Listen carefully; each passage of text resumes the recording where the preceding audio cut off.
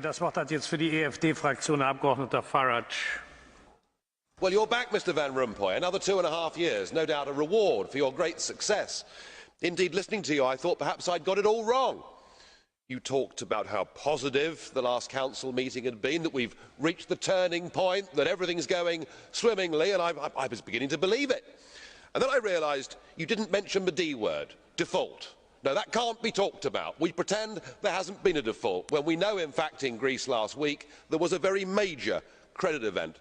And indeed, listening to all of you this morning reminds me of the great British comedy classic, Carry On Up the Khyber, where the colonial English go on having dinner, ignoring the fact that disaster, impending disaster, is all around them.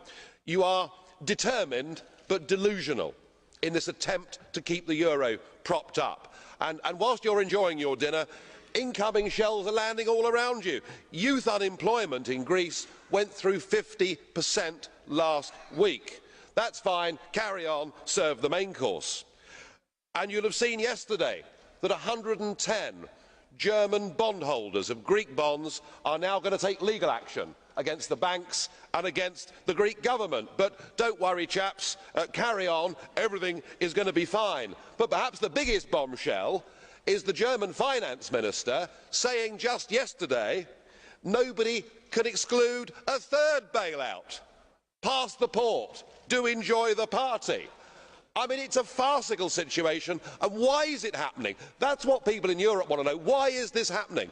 Is this being done to help Greece? No, it is going to crucify Greece. It is being done to prop up a failing project, because you know that once Greece goes, others will go as well. And some of the language, Mr Barroso, when leaders stand up and say that political moves are irreversible, history has one lesson. You are always going to be proved to be wrong. Vielen Dank. Das Wort hat